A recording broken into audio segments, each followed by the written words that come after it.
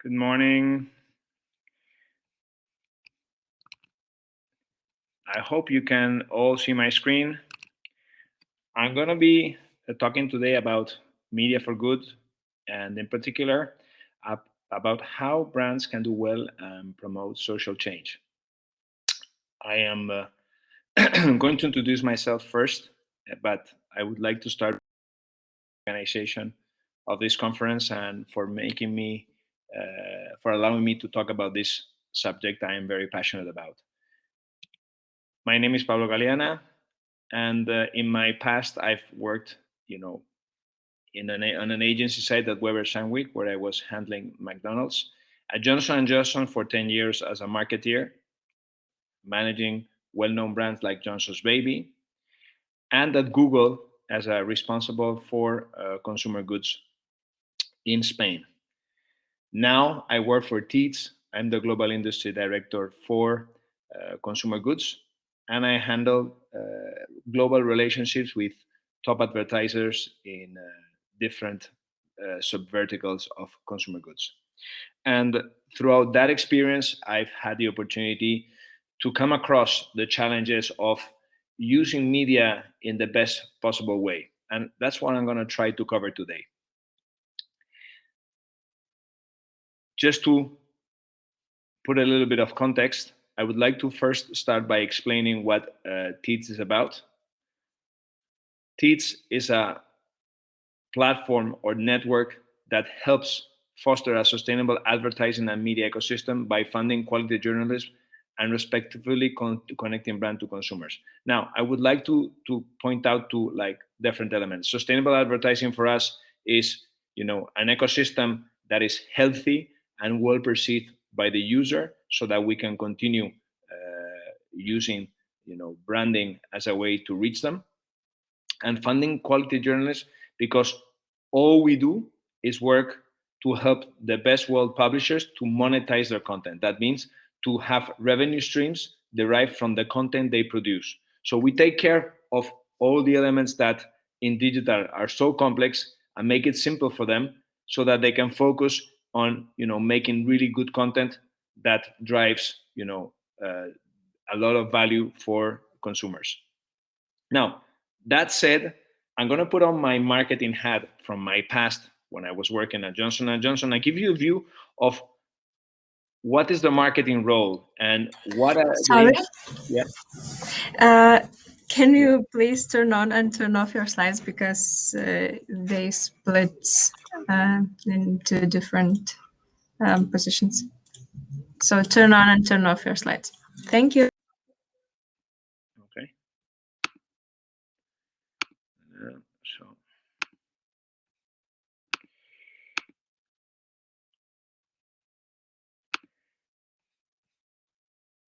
can you see them now?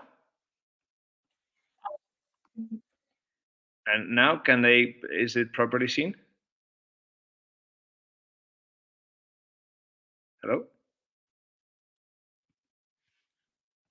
Can you see them properly now?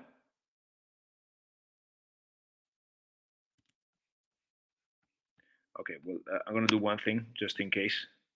So I'm going to put them, I'm going to play. Yes, it's perfect. Perfect. Thank you. Perfect. Thank you. Okay. So basically, I said I was going to put on my marketing hat. And now when I was a marketeer, my main role and task was to protect the brand and to grow the brand. And these are two kind of different things. Okay. Protecting the brand is avoiding any reputational damage. So making sure that everything I was doing was bulletproof from a consumer perspective. And the second was about growing. So it's about making money. It's about making sure that I was able to get more sales in a way that was really profitable for the company. And sometimes those two elements are in tension, okay? Because sometimes what makes you the most money not necessarily is one thing that the consumer would like to see, and maybe your brand does not stand for that. And therefore, I think that there's a tension that today it is being presented by companies as corporate social responsibility and brand purpose. And the most important thing right now is that consumers are more aware than ever of how the activities or companies are impacting the whole value chain across a very wide number of dimensions. And if you look at, the different stakeholders within companies, what you see is that there are a number of areas where there have been question marks around the activities of companies, around sustainability, diversity, inclusion, privacy, equality. So there's a range of elements, and today digital is driving more transparency than ever, making this easier to, to perceive from a consumer perspective. And as a result, brand purpose has become kind of like the fifth P of marketing. So there's the 4 Ps plus brand purpose are now super, super critical. Now, when you think about it in these terms, what comes to mind is, okay, so if I want to be serious about purpose, what is important is that the brand needs to do what is right. So if I'm standing for something, whether it is self-esteem like Dove or Nike with diversity, it's very important to do what is right, not what is easy. And the second is that we need to be consistent. So we cannot only be consistent on the message. It needs to be across everything that we do in the organization. Okay, and that has a cost. And as we will see today, doing the right thing very often can lead to a big problem. For example, H&M, which is a fashion retailer, decided to stop producing goods in a Chinese region because they were not sure they could avoid suppliers using slave or forced labor. Okay, and therefore, as a result, what happened is that the Chinese authorities called on a boycott on firms that were not willing to produce in that particular Chinese region. Okay, from that perspective, H&M faced a big boycott that made them lose millions of dollars from night to day. Okay, so that is a situation that we're facing. That when we are taking a stance as a company or as a brand, sometimes not turning a blind eye on an unjust situation can cause a great cost. Therefore, as a marketeer, I need to balance out, what the profits of such thing will have and the costs, which probably they will have them too. And if you think about something also quite recent, Nike took a stance on, a very controversial situation, which makes racism and patriotism something that is deeply ingrained in the US. And as a result, they took a stance. Now, could this have backfired with many people? Surely. But Nike decided that this was the right thing, and they were willing to put, this topic and give a voice to these people, so that the cause of tolerance and the cause of curbing racism was actually front and forward. So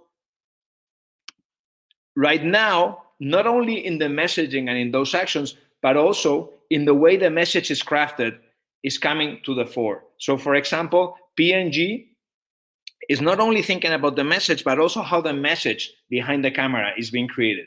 So right now, they want to have more women behind the camera and not only in front of the camera.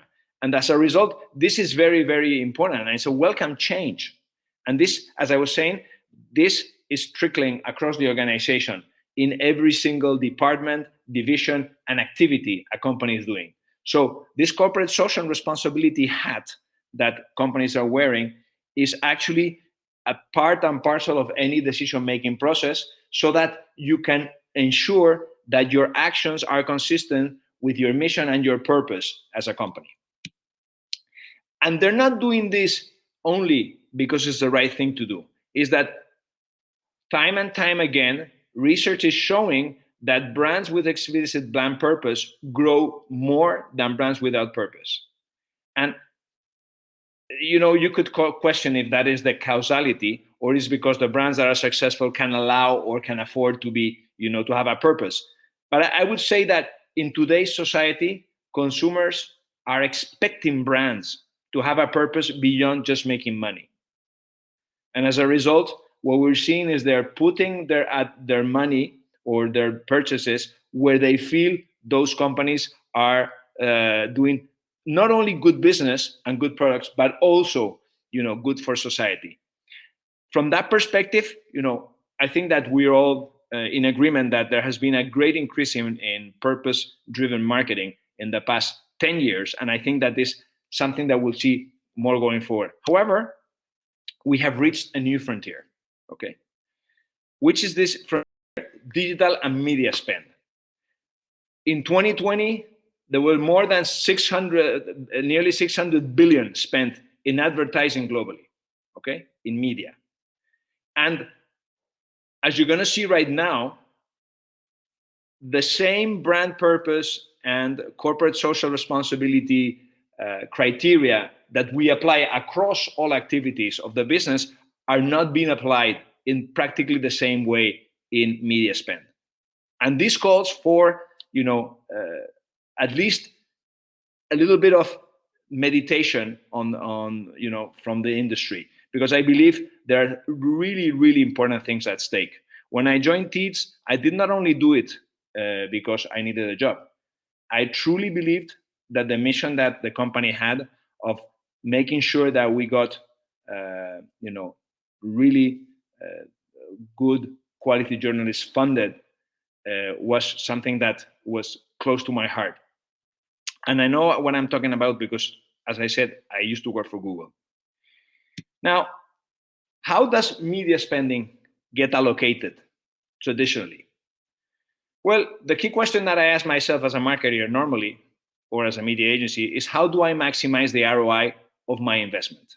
So how do I make sure that the media metrics, the brand impact, and the business results are the best possible for the money I have? And it makes sense, okay?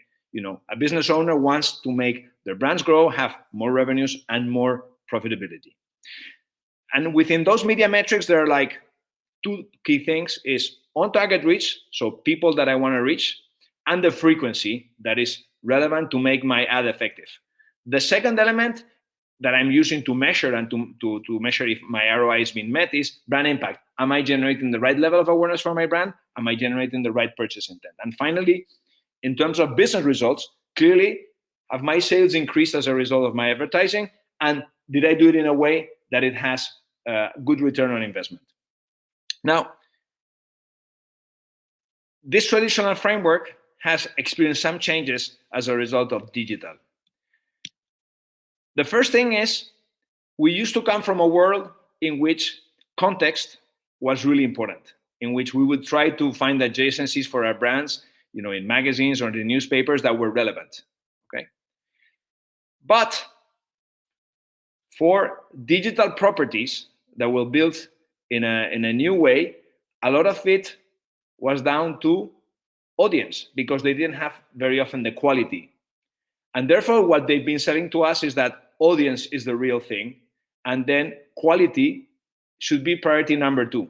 So if you have the data and you know who is going to be watching your ad, and you know what is interesting for them, you don't have to waste your time with the context, or at least it's not the key thing that you need to do if you want to drive, business results. And that is something that for a marketeer, it resonates. If I can reach the right audience, why not? The second is that ad experiences in digital are much harder to compare. And in the absence of, easy comparison metrics, price becomes the main driver. And so if you think about how social media is consumed, so if you see like an ad in social media or these videos, what you see is very short dwell time, okay? Here you see a forced exposure. So if you want to see my content, you have to be there, and then you have to skip the ad if you want, but the focus is not there. And then there's this experience in a typical news media or news site where people are reading, slowly, because it's a slow media, and you are in a more premium environment, which is brand safe, and then you get an ad, okay? And because of the way it works, you have more time to spend with them. Now, this is not always taken into consideration when you factor in the price. So the ad experience might be better, but then how much better? So in the end, in the absence of something really hard to compare, you take price. So as a result, what we find is that if we talk about price and profitability, then it's very difficult to beat certain platforms because they're built on user-generated content, which is free by nature or virtually. Anyone, anywhere can really post information, videos, comments, photos. And, thanks to very, very extended networks, it is widely shareable and it reaches billions of people. So it really seems like a fantastic, proposition for marketeers. And it is. And, I've been there and I know how powerful it can be in terms of, making business work. And as a result, if you think about digital spend, nearly 1 out of $10 that are spent in media today, and you here have some figures from a marketer from 2020 in the US, goes to Google and Facebook. And this has not changed in the last 2 or 3 years. If anything, it has increased. So if you think about this has, of course, consequences beyond the fact that Google and Facebook make a lot of money, because that money is coming from somewhere else. And very often that somewhere else is coming from traditional media and news sites. And that's part of what I want to walk you through. Now, what happens if we add a new lens to digital spending? So not only we think about how to maximize ROI, but we think about the social impact of media. And there's some questions we would like to ask ourselves. So what is the role of media in modern society? What we should we be rewarding as good corporate citizens? And finally, what is the unintended impact of my media dollars? And I think that is a key element. So not only maximizing ROI for the company, but maximizing ROI for society. And that is one of the key elements that we have to think about. So let me go back to the origins of media. Media was born, to inform and entertain society about current events and shape opinion. The picture you have here is of the first English newspaper to be published in 1668, the Oxford Gazette, which was supposed to be the London Gazette, but it was not because there was a pandemic at the time in London and they have to move to Oxford. And this newspaper was already about, decisions taken in Parliament, decisions taken by the army, and about the pandemic. So if you think about it, this is like the origin of this. And, some of the characteristic is that it's professionally produced. You have journalists investigating and researching to bring you news that are actually as true or as verified as they can be. The second is focused on text. So the key way in which we have crafted news for the last 3-4 centuries is through text. And the third is extensively curated. This means that there's someone, a director or an editor, that gets the news and decides what gets to be published or not based on a series of criteria that normally reflect what is acceptable or not at a given time. And as a result, what you get normally is something that is really on the best interest of a brand in general. And this type of media have been essential to power healthy democracies because they can do two things. They can generate trust across institutions, government, and society at large. So, by making sure that my news is trustworthy and it's real and it's verified, what we do is have checks and balances on the institutions and the governments that are supposed to inspire trust. The second is that they can engender tolerance by making sure that different ideologies, different races, different cultures, genders, language, and religions have the possibility to express themselves freely, but in a way that respects others. So if you think about the role of media, they've proven to be really fundamental in democracy. And what is the contrary of this? What is what actually undermines and really damages democracies and put them at risk? Well, just the opposite, fake news and hate speech. And we've seen that happen. So it's not something that like, oh, this is an apocalyptic type of comment. We've seen that happen this year. So, and as a result, we need to make sure that we are putting in place the limitations to avoid that from happening again, because we've already seen that. And now the quick question is, how do we do this? And what is the reality? Okay. So if you take a snapshot, this is a UK survey recently among UK users, in which they were asked, where do you expect to see each type of the following content by source? In blue, you can see social media bar. In gray, you can see user-generated content. And in yellow, you can see digital news brands or news sites. And as you see, most of fake news and hate speech appear to live in social media. Therefore, clearly, if we have to make a like a call on, what would a good social impact be, is there's some media I would rather be in and some media I shouldn't be in as an advertiser that has a clear brand purpose. And the reason for this, and now we know it thanks to the social dilemma, is that, these networks, social media networks, are by design made to create or to generate money by training the algorithm to favor that content that generates more interaction. As a result, what we know is that fake news on Twitter spreads 6 times faster than real news. And this is something that, is just how we function as human beings, but that's a reality. And as a result, we have created a system that is biased towards false information. Therefore, we need to be very careful, because we might be rewarding for the wrong reasons. And that is something that today we know. We are aware of as consumers, we are aware as advertisers, as marketers, and as media professionals.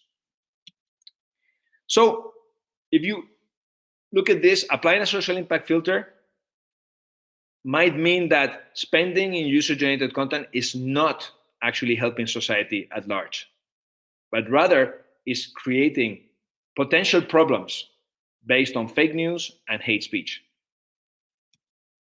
Now, there's a second element to this.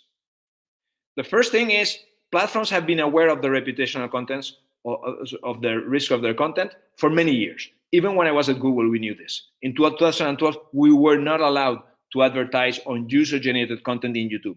We were only allowed on partner content.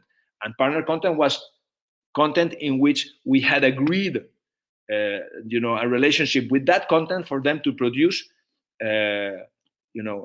content for the platform. So it's no wonder that we're seeing, things like saying sorry for a brand safety crisis, or, working with brand safety with new ad controls in Facebook. And this is like 4 years ago, but we've seen repeated crises over the last 4 years. So as much as we're doing, and I fully acknowledge that these platforms are making, efforts to curb this type of risks, in reality, they're doing it because they are getting a lot of pressure by consumers and brands, because they understand, and this is a survey that we ran in Teats, that consumers believe brands choose where to advertise, and that brands and the platforms they advertise are connected. So, this is a very important element, because, the awareness that people are having of this situation is turning the eyes of advertisers towards social media and user-generated content networks so that they clear up the mess. But, what is funny is that following these scandals, you would say that, YouTube and Facebook figures have suffered, but in reality, they have not. But, as a result of, what happened with the scandal and P&G's, the impact at P&G is that they decided to slash the number of sites they ran ads on. So YouTube didn't get hit by this, but every other site that could be controlled did. So it's funny that we end up seeing that not only they don't get punished, but it's the other side of the equation gets punished.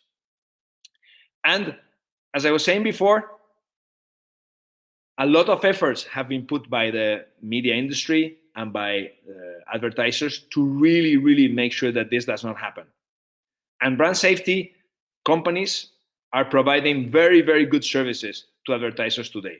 So whether it is Mode, IAS, Grapeshot, Double Verify, or Nielsen, they all have their own ad technology to ensure that brands are not placed adjacent to the wrong content. And that is, it makes total sense. As a marketer, I would say it makes absolute sense. We are still seeing, as I was saying, that, how do I say, approach being complemented by the platform's own way of working. So Facebook has increased by 4 the number of posts it took off versus 2019, based on the pressure they've received on the Hate for Profit campaign and on the boycott they had this summer. So in reality, as I was saying before, both the industry and the platforms are taking notice, and they're trying, to do a good job on that perspective. Okay, but let's be honest. The amount of hours of video and pictures by minute that are uploaded to the main social media platforms makes it impossible to be 100% safe. And let's face it, the type of content, a video has no text and makes it very difficult for any scanning tool or technology to ensure that they understand what it is about. I'm going to highlight in a second that even when you have all the text and all the elements there, the brand safety tools that we have given ourselves are not capable of doing a fantastic job. So imagine when you're thinking about video or images, and there's no technology out there and no sufficient capability on human supervision to make sure that this doesn't happen. Because in reality, if we have pictures from all sorts of the world, videos from everyone in the world, it's very difficult. Even the language is very difficult. In fact, the other important thing is that if we apply very conservative brand safety to kind of prevent for that 100% impossible brand safety element, what we end up doing is, as Tom Fishburne in the marketunist.com comic says, basically you end up ruling out the whole internet. Okay, so let's avoid the digital altogether. And I think that is like trying to solve an unsolvable problem with a very, very blunt tool. In fact, brand safety applied as it is today is reducing reach and increasing prices of publishers. So they are even less competitive versus user-generated content. If you think about a funnel, at the top of the funnel is the total inventory. Journalists are giving, publishers or news sites. Okay. Now, when you filter down and you apply brand safety filters, you end up seeing that very often less than 50% of inventory is deemed as safe to be sold to advertisers. And as a result, who pays for this 50%, which might be in categories that are absolutely relevant to society and to this, engendering of tolerance and of trust that we need for democracy to thrive. In fact, let me give you a very simple stats. When March 2020 came and COVID started, 25 to 40%, 45% of content was blocked from these sites, okay? Up from 5 to 10% in February. So there was like a lot of, really big fear on brands. So they cut everything out. So not only they stopped spending in general, but at the same time, they said, okay, we don't want to spend anywhere where anything related to COVID is there. And as a result, why would have I, as the New York Times, Washington Post, CNN, or US Today, cover COVID extensively, helping people make better decisions if no one is paying for it? So we have to bear in mind that 70% of revenues that news publishers make today come from advertising. Now, if this is going to be hurting them if they cover topics that are not, brand safe, then who's going to cover those? And those might be the topics that society is expecting and that actually does, good for social change. In fact, what is happening very often is that the brand safety setup can be at odds with your stated values. So, then the typical ways that brand safety operates is through keywords. So, for example, I might not want to appear next to LGBT or race, refugee, or Muslim keywords. Now, it is questionable. That should be our approach, because not all the content that is under those keywords is really damaging for my brand. Then, for example, site lists. Some people block news sites. Why? Because they think that it's not relevant for their brand, or it does not create the type of ambience that they think they should be surrounded by, which is perfectly legitimate. But at the same time, that creates one element that is not as positive, is that within news sites there's all sorts of content, and therefore there surely is one content that is really relevant. Now, I believe that we could find it if we applied the right tools. In terms of keywords is like very blunt, so we can go for topics. But topics could mean taking out inequality, religion, or minorities, because we don't know if that's completely safe. We don't know, something can escape us, and because of that, we decide to rule it out. And therefore, those topics that are potentially very relevant for society are unfunded. In terms of viewability, we might decide that anything that is under 70 or 80% is not deemed to be viewable. So as a result, certain type of content will not get there. Finally, we can run a contextual analysis, but even then it's very difficult to find the sentiment of what, if the news is positive or negative, and how that will impact your brand.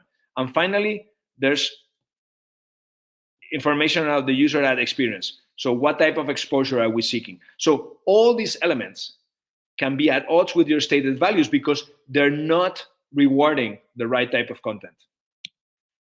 In fact, imagine your company has a powerful diversity and inclusion focus, but a conservative brand safety policy that rules out certain sites, certain keywords, etc. So this is how it would look like. So the total number of sites in million of impressions per quarter in the US inventory that we have at TEEDS, we had close to 450 million. Now, when you added, the different filters, this is, what we ended up with. So in reality, there were, a lot of sites that were ruled out, a lot of sites that here were not included because they were new sites, and they ended up, the sites where we were delivering more than $100 were really, really, really limited.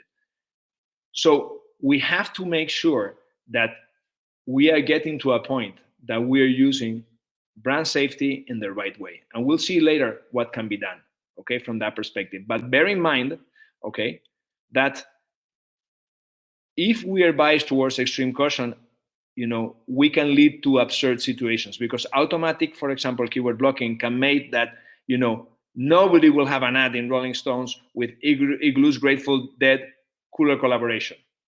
And really, I'm sure that is not in the intent of any advertiser or marketing on the planet. And then sometimes the share of news articles that is incorrectly blocked is super high. So we are far from having a brand safety arsenal or tools that is actually delivering the real thing.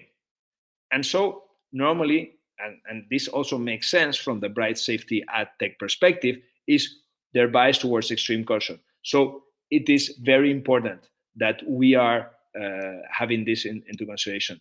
So taking it back one step, user-generated brand safety risks are generated and intended damage to news coverage. So something that started with user-generated content because there was a huge scandals in the past has generated a brand safety industry that now is endangering news coverage. So we have then therefore two social impacts. One that is related to, should we be in user-generated content platforms? And the second is brand safety that needs to protect us from user-generated content problems actually creating more harm, on news coverage? And the million-dollar question is not how to make user-generated content platforms safer, but what media should we prioritize if brand purpose is really important for us, and if we hold, values on sustainability, diversity, inclusion, equality, gender, etc., etc. So where should we put our money? Now,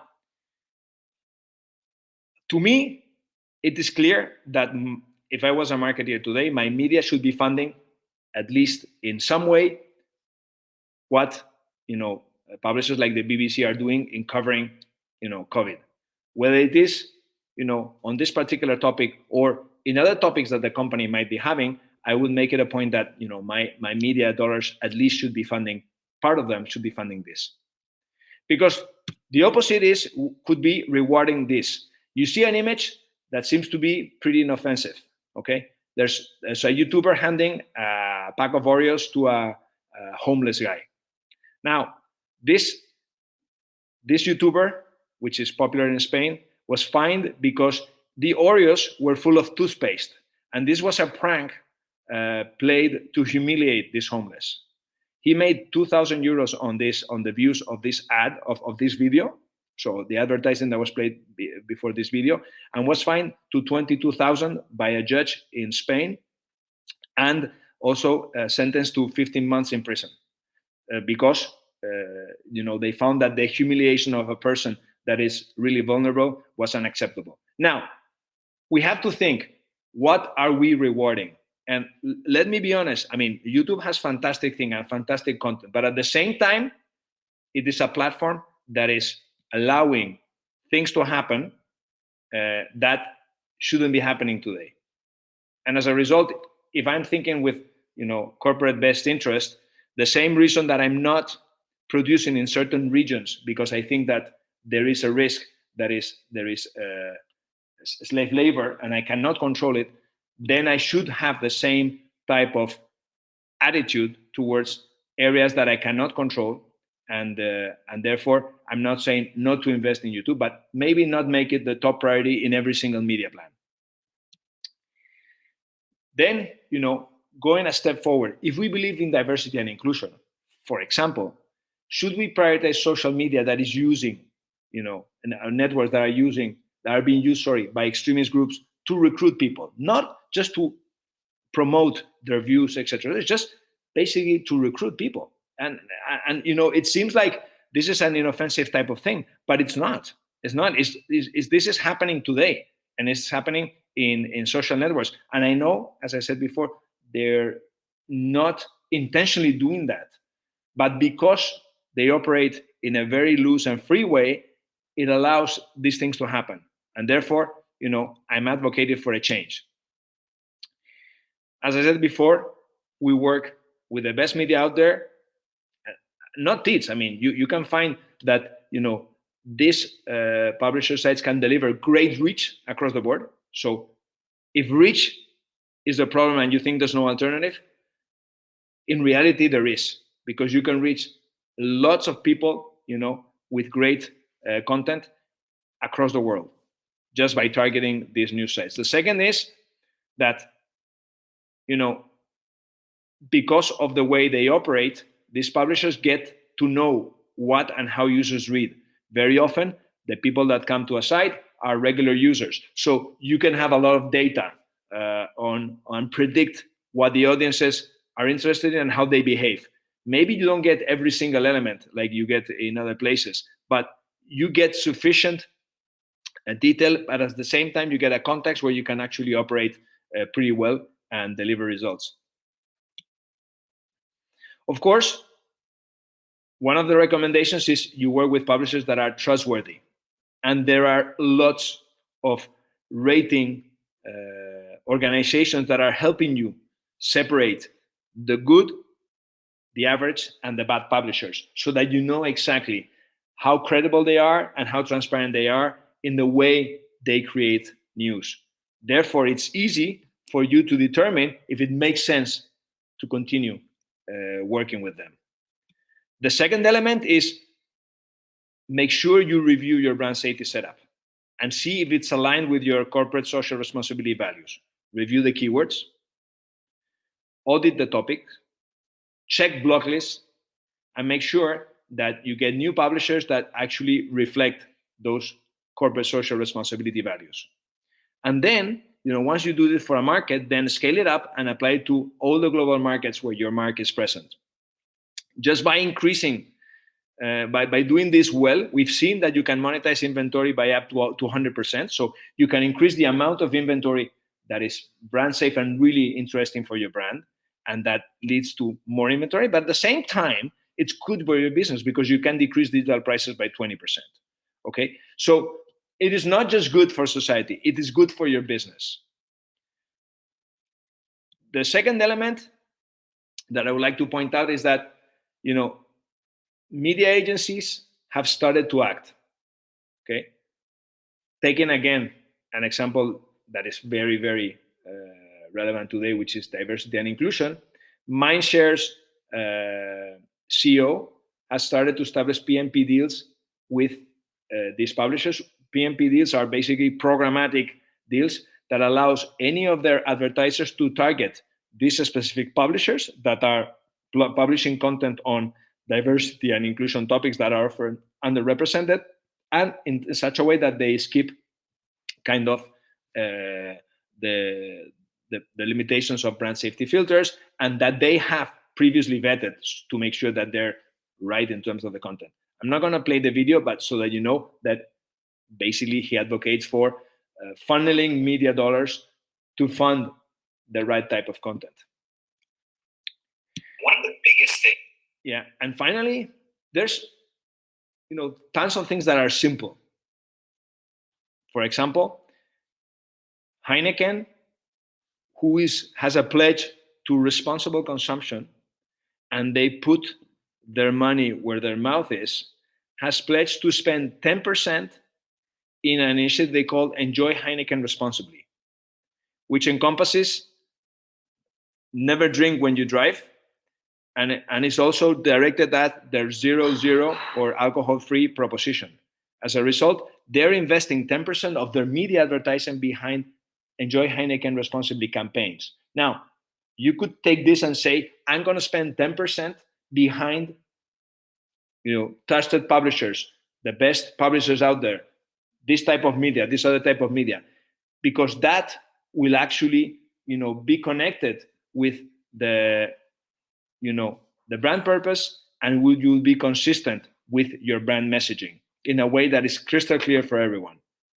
So if we really want to give a voice to this type of people, I think that we need to make sure that they are funded appropriately to conduct their jobs in a way that is really as best as it can be. And remember, media quality can deliver reach, can deliver trust as attention socially. It has the right data very often to carry out the same things that you're seeing in other platforms, and it can deliver great creative impact. And in the end, one of the things that we have to bear in mind is that no news is bad news. And today, many organizations, and you know this because you're seeing that published daily, many news organizations are really suffering. Journalism is suffering, and as a result, we stand the problem of paying the price of not acting when we can. So I believe that I don't know if there's questions around this. So I only got 30 seconds to go, but I just would like to thank you for being present today, and I really appreciate that. I mean, these views are mine; they're not views that pertain to Dietz necessarily. But I think that this is, as I was saying at the beginning, this is a passion point of mine, based on many years as a marketeer and many years working in media, and hopefully it has resonated a little bit with some of you, and even might lead you to work differently.